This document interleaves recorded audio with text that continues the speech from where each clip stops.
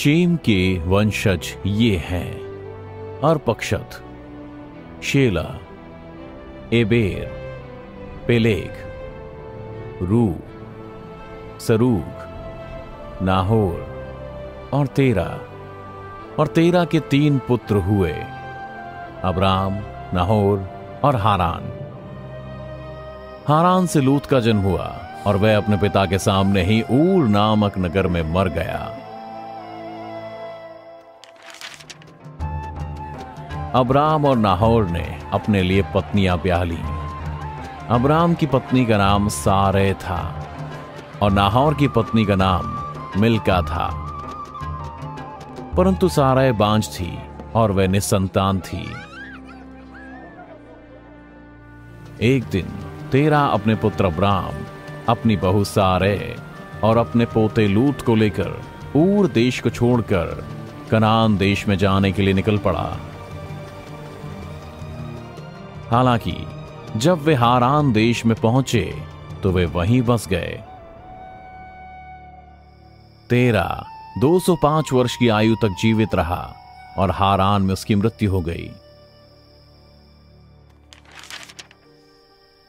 ऊर में रहते हुए यहोवा ने अब्राम से कहा था, अपने देश और अपने कुटुंबियों और अपने पिता के घर को छोड़कर उस देश में चला जा जो मैं तुझे दिखाऊंगा, और मैं तुझसे एक बड़ी जाति बनाऊंगा, और मैं तुझे आशीष दूंगा और तेरा नाम महान करूंगा, और तू आशीष का मूल होगा।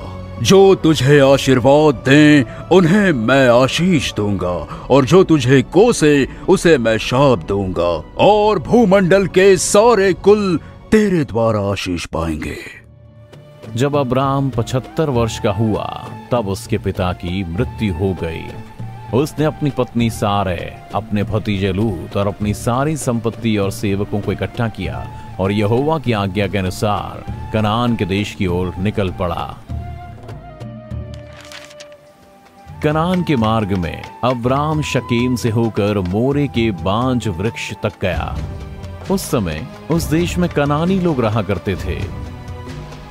तब यहोवा ने अब्राम को दर्शन देकर कहा, ये देश मैं तेरे वंश को दूंगा। और अब्राम ने यहोवा के लिए, जिसने उसे दर्शन दिया था, एक वेदी बनाई। तब वह उस स्थान को छोड़कर बेतेल के पूर्व की पहाड़ियों पर गया और वहां पर अपना तंबू खड़ा किया। और वहां उसने एक और वेदी बनाई और यहोवा से प्रार्थना की।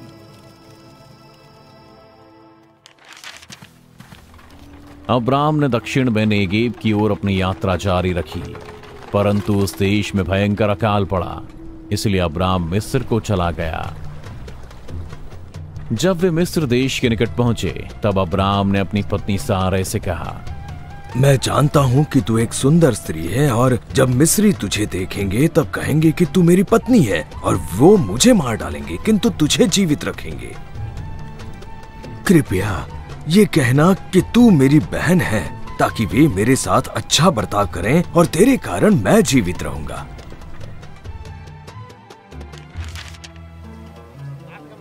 फिर ऐसा हुआ कि जब अब्राम मिस्र में आया तब मिस्रियों ने उसकी पत्नी को देखा कि वह अति सुंदर है, और फिरौन के हाकिमों ने उसको देखकर फिरौन के सामने उसकी प्रशंसा की।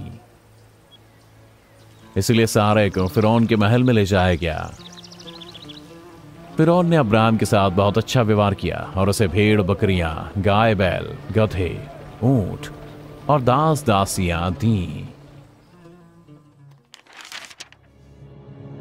परंतु यहोवा ने फिरौन और उसके घराने पर अब्राम की पत्नी सारै के कारण बड़ी बड़ी विपत्तियां डाली। तब फिरौन ने अब्राम को बुलवाकर कहा, तूने मेरे साथ ये क्या किया है? तूने मुझे क्यों नहीं बताया कि वो तेरी पत्नी है? तूने क्यों कहा कि वो मेरी बहन है, जिससे कि मैं उसे अपनी पत्नी बनाने के लिए ले लूं? अब तेरी पत्नी ये रही, उसको ले और यहां से चला जा। और फिरौन ने अपने आदमियों को उसके विषय में आज्ञा दी और उन्होंने उसको और उसकी पत्नी को सब संपत्ति सहित जो उसकी थी विदा कर दिया।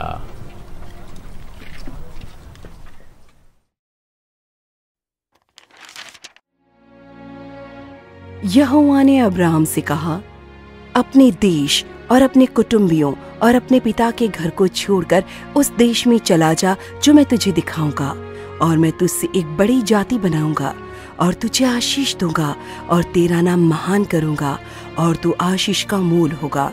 जो तुझे आशीर्वाद दें उन्हें मैं आशीष दूंगा, और जो तुझे कोसे उसे मैं शाप दूंगा, और भूमंडल के सारे कुल तेरे द्वारा आशीष पाएंगे। उत्पत्ति अध्याय 12 वचन 1 से 3।